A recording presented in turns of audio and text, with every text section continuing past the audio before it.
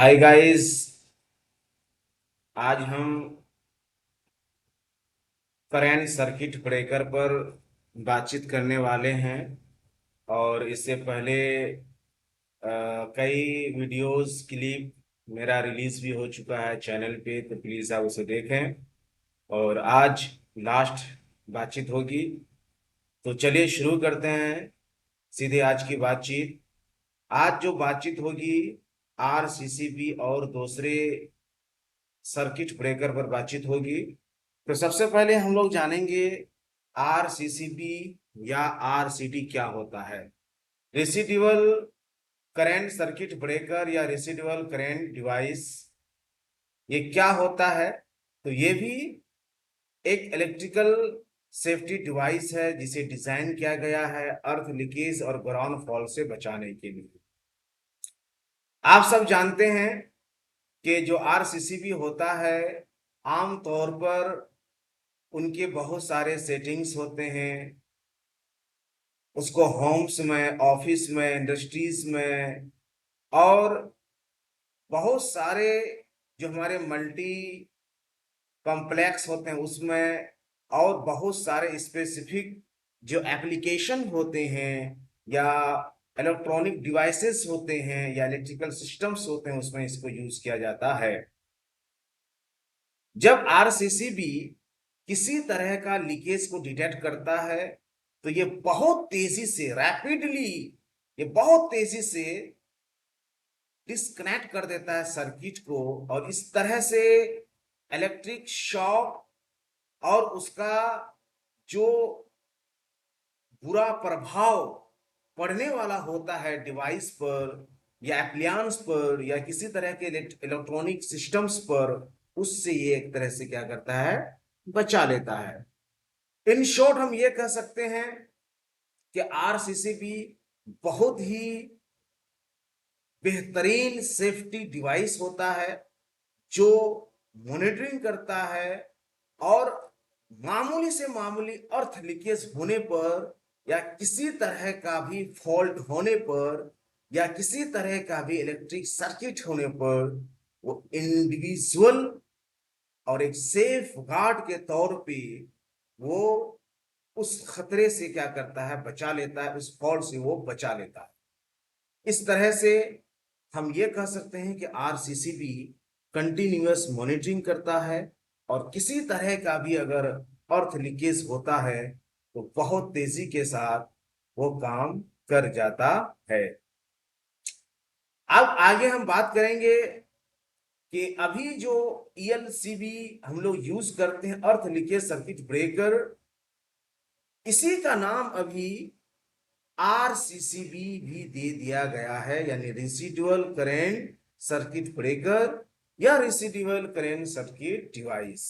ठीक है, यह भी एक तरह का अर्थ लीकेज सर्किट ब्रेकर है जो ऑपरेट होता है, डिटेक्ट करता है, रिस्पॉन्ड करता है किसी तरह के लीकेज होने पर करंट के। ठीक है, और ये बहुत ही एसेंशियल सेफ्टी डिवाइस होता है इलेक्ट्रिकल सर्किट से बचाने के लिए। इसीलिए जरूरी होता है कि हम जो भी होम्स, ऑफिस, इंडस्ट्रीज या और दूसरी जगहों पे किसी तरह का अगर इलेक्ट्रॉनिक डिवाइसेस यूज करते हैं या इलेक्ट्रिकल सिस्टम्स हैं, ठीक है, तो हम उसमें आरसीसीबी या आरसीडी यूज करें। अब इसके फीचर्स की बात करें तो ऑपरेशन बेस्ड जो होते हैं, unlike voltage ELCB which operates on voltage imbalance, current ELCBs and RCDs या RCCBs work by monitoring the current difference between the phase and neutral lines। कहते हैं अर्थ लीकेज सर्किट ब्रेकर वो वोल्टेज इम्बैलेंस पर काम करता है, जबकि आरसीडी या आरसीसीबी वोल्टेज इम्बैलेंस पर तो काम करता ही है, साथ ही साथ अगर किसी तरह का भी फेज और न्यूट्रल में भी अगर इम्बैलेंस होता है या किसी तरह का फॉल्ट होता है या किसी तरह की गड़बड़ी होती है, तो ये मॉनिटरिंग करता है, और मॉनिटरिंग करने के साथ साथ ये सिस्टम को डिस्कनेक्ट भी करता है। कॉम्प्रहेंसिव प्रोटेक्शन, कहना या ये चाहते हैं कि अलग अलग जो हमारे करंट लीकेज होते हैं और जो शॉर्ट सर्किट्स होते हैं, उससे काफी हद तक बहुत बड़े स्तर पे ये हमारे एप्लियंसेस को या हमारे चीजों को, इलेक्ट्रॉनिक डिवाइसेस को क्या करते हैं, बचाते हैं। टर्मिनल कॉन्फ़िगरेशन की अगर हम बात करें, current ELCBs typically have four terminal, two inputs phase in and a neutral in connected to the power supply and two output phase out and neutral out connected to the load। अब जो हम terminal configuration की बात करें तो इसमें चार terminal होते हैं जो हमारे दो इनपुट के रूप में काम करते हैं, जिसमें हमारा फेज इन और न्यूट्रल इन होता है। और आउटपुट की अगर हम बात करें तो फेज आउट और न्यूट्रल आउट इसमें होता है, जिससे लोड को कनेक्ट किया जाता है। They do not require an extra है ना टर्मिनल फॉर अर्थ कनेक्शन, और इसमें हमको अलग से अर्थ कनेक्शन की कोई टर्मिनल की जरूरत, एक्स्ट्रा टर्मिनल की जरूरत नहीं होती है अर्थ कनेक्शन के लिए। तो इस तरह से हमारा RCCB बहुत ही बेहतरीन है। अब इसका हम वर्किंग प्रिंसिपल की अगर हम बात करें तो कंटिन्यूअस करंट मॉनिटरिंग, जैसा कि अभी हम बात किए थे कि ये लगातार करंट को मॉनिटर करता है, फेज और न्यूट्रल दोनों लाइन को ये मॉनिटर करता है। और किसी तरह का अगर जो नॉर्मल कंडीशन होता है उसमें किसी तरह का अगर इम्बैलेंस होता है, जो इक्वलिटी बनी होनी चाहिए लाइन में, करंट में, फ्लो में, किसी तरह का लोड में अगर कुछ भी इस तरह का फॉल्ट को डिटेक्ट करता है तो इमीडिएटली वो सेंस करता है और सेंस करके लाइन को डिस्कनेक्ट कर देता है। डिडक्शन ऑफ लीकेज करंट की अगर आप बात करें तो ये जो है एक अनइंटेड पाथ को भी क्या करता है, डिटेक्ट करता है। फॉल्ट हो या किसी तरह का अनइंटेड कॉन्टैक्ट हो या किसी तरह की कंडक्टिविटी सरफेस के साथ हो, तो ये इम्बैलेंस होता है जैसे ही लाइन में या करंट में, तो इसको भी ये बहुत आसानी से क्या करता है, डिटेक्ट कर लेता है। बट न्यूट्रल करंट है decrease due to the leakage, क्योंकि ऑटोमेटिक बात है कि जब लीकेज होगा तो न्यूट्रल करंट ऑटोमेटिक क्या हो जाएगा, घट जाएगा। इस तरह से इस प्रिंसिपल पर यह काम करता है और बहुत अच्छे से डिटेक्ट करता है लीकेज को भी, और किसी तरह का इलेक्ट्रिक शॉक लगने से या किसी तरह के फायर, शॉर्ट सर्किट, एक्सप्लोजन से एक बहुत हद तक बचा लेता है और कंप्लीट प्रोटेक्शन देता है। ट्रिपिंग मैकेनिज्म की अगर हम बात करें तो इनका ट्रिपिंग मैकेनिज्म ये है, जैसा कि अभी हम बात किए थे कि न्यूट्रल करंट अगर जैसे एक्सीड कर जाता है तो ऑटोमेटिक बिजली के अंदर, करंट के अंदर इम्बैलेंस पैदा होता है।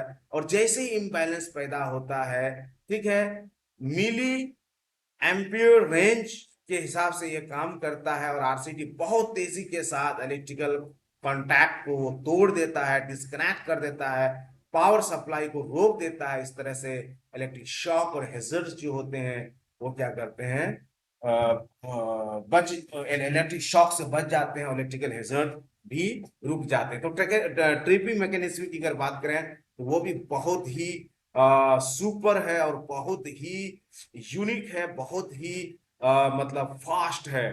ठीक है, अभी जो हमारा ELCB या RCD या RCCB जो अभी आ रहे हैं, crucial safety devices and that offer है ना robust protection against a wide range of current leakage है ना scenarios। they are commonly used in electrical installations to enhance safety and prevent electrical accidents। और कहना ये चाहते हैं कि अभी जो करंट ELCB है, RCD है या RCCB है, ये बहुत ही क्रूशियल सेफ्टी डिवाइस के तौर पे माना जाता है और इसे हम जरूर लगाएं। और बहुत ही जबरदस्त ये सेफ्टी प्रोटेक्शन भी प्रोवाइड करता है और मामूली से मामूली जो करंट लीकेज होता है उससे ये बचाता है। इसीलिए इसे हम लगाएं और हर तरह के इलेक्ट्रिकल एक्सीडेंट और इलेक्ट्रिकल शॉक से अपने आप को और डिवाइसेस को भी क्या रखें, सुरक्षित रखें। इसका हम working principle of residual current circuit breaker का एक आपके सामने फिगर रखे हुए हैं, इसे आप देख सकते हैं और समझ भी सकते हैं।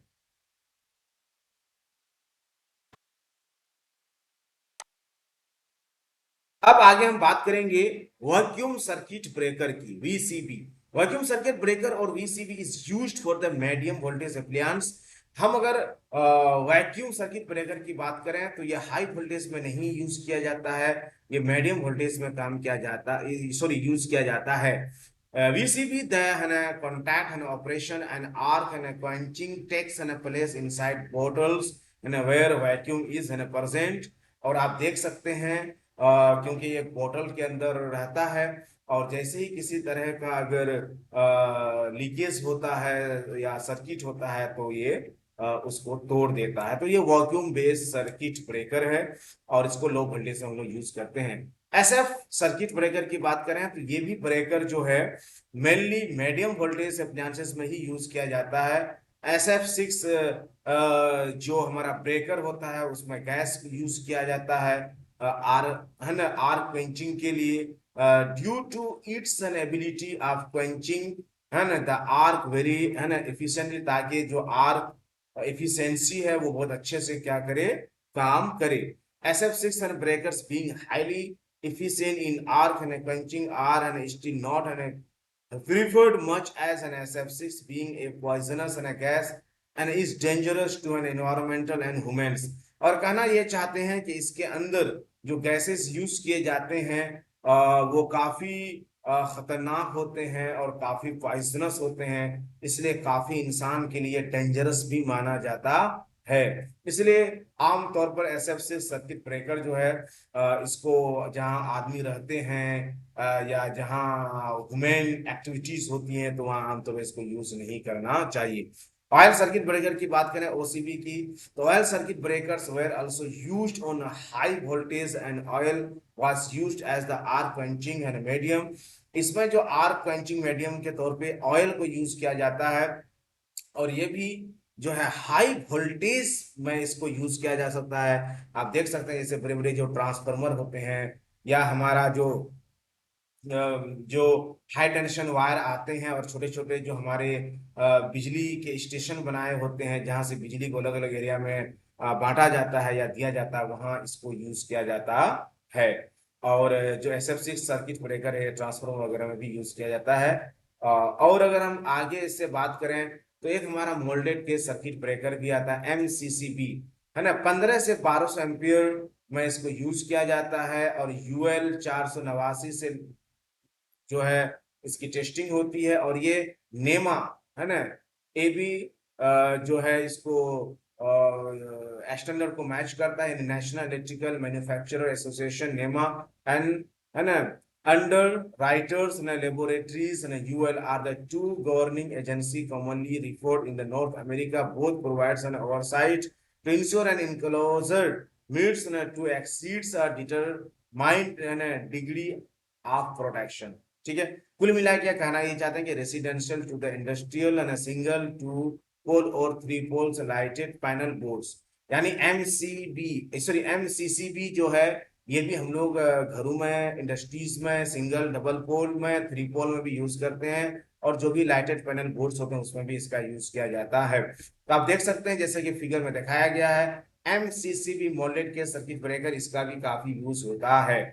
आगे हम बात करेंगे ICCB की, यानी इंसुलेटेड केस सर्किट ब्रेकर की। तो यह 800 से लेके 4000 एम्पियर फ्रेम में इसको रखा जाता है, और ये भी मेंस एंड लार्ज के तौर पे यूज किया जाता है। इलेक्ट्रिकली ऑपरेटेड ब्रेकर, और ये भी बिजली में यूज किया जाता है। Commercial to light and industrial, और कमर्शियल से लेके लाइट इंडस्ट्रियल तक इसको यूज किया जाता है। ऑफिस बिल्डिंग में यूज किया जाता है, स्कूल में या शॉपिंग मॉल में, है ना। सम व्हाट है ना मेंटेनेबल बट है ना कॉन्टैक्ट नॉट है ना रिसेवेबल।